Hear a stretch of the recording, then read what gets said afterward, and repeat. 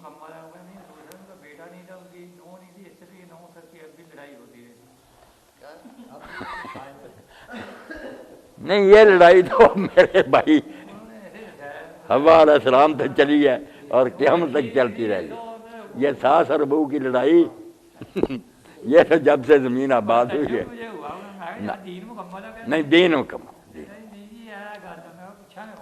نہ دسو مولانا صاحب ایک سوال ہے کہ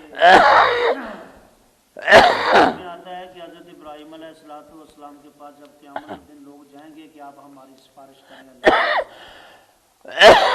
کہیں گے کہ مجھ سے دنیا کے اندر نہ یعنی کہ یہ چیزیں میں نے کہیں. یہ مولانا کا اعتراض ہے, بڑے ماشاءاللہ فاضل آدمی ہیں, حالات کی گردش میں کچھ پھنسے ہو, انشاءاللہ ان کی مدد کے لیے بھی کہیں گے. تو ان کا سوال یہ بھی بڑا مقبول ہے. کیا میری توجیہ پر کہتے کہ آپ نے جو تشریح کی کہ وہ جھوٹ نہیں تھے اور بالکل جائز باتیں کی, تو ان پر پھر ابراہیم علیہ السلام نے قیامت کے دن کیوں کہا کہ میں نے یہ باتیں کی اس لیے یار میں اللہ کے حضور جا نہیں سکتا. اللہ اکبر. تو وہ ساری باتیں جو ہے نا مولانا آپ کی, موسیٰ علیہ السلام سے بھی قتل ہو گیا سارا, مگر آپ دیکھتے ہیں کہ وہ قتل کوئی گناہ نہیں تھا, نہ جان بوجھ کر انہوں نے مارا تھا, مکہ ہی مارانا ایک مظلوم کو چھڑانے کے لیے وہ مر گیا, مگر انہوں نے اس کو بہت سیریسلی لیا کہ مجھ سے یہ شیطانی کا, بڑی معافی مانگی, قرآن میں اللہ تعالیٰ نے معاف کی. تو مسئلہ یہ ہے کہ انبیاء علیہ السلام کا مقام اتنا بلند اور اعلیٰ ہے کہ جس کو کہتے ہیں نا فارسی میں مقرباں را بیشتر ود حیرانی, جتنا کسی کا اونچا ہوتا ہے نا درجہ دربار میں, اتنی اس کے لیے پریشانی ہوتی ہے.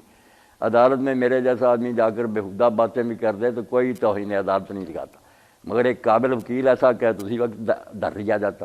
انبیاء اس لیے کانپ رہے ہیں کہ باتیں بالکل ٹھیک ہیں, مگر بظاہر عام لوگوں کی نظر میں وہ ہماری شان سے گری ہوئی ہیں. کسی سے قتل ہو گیا, کسی سے یا کسی نے 12 دن میں جس طرح ریاض صاحب کہہ رہے ہیں کہ بیان کہہ دیا, بے شک جائز مقصد کے لیے کہا, بظاہر تو بات نہیں نا ٹھیک نظر آتی.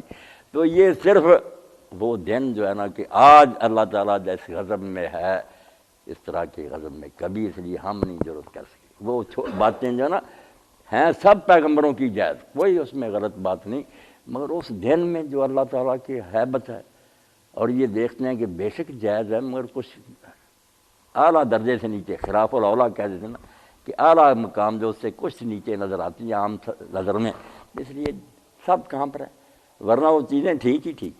موسیٰ علیہ السلام نے قتل کیا, کیا برائی کی.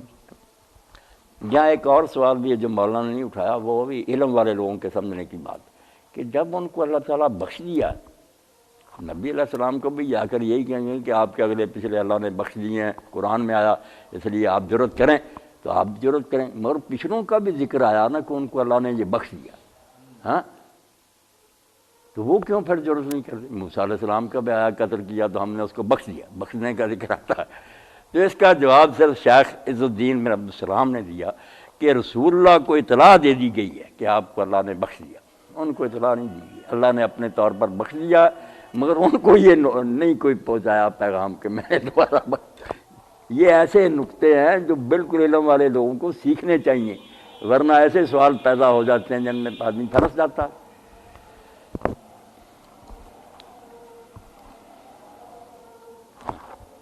اچھا ہو گیا وقت. اللہ درس قرآن کا کریں پہ, حکیم صاحب کا تو درس حدیث ماشاءاللہ ہو گیا. ہاں بالکل درس حدیث ہو گیا, بہت اعلیٰ درس حدیث ہو گیا. کتنی حدیثوں کی وضاحت ہو گئی.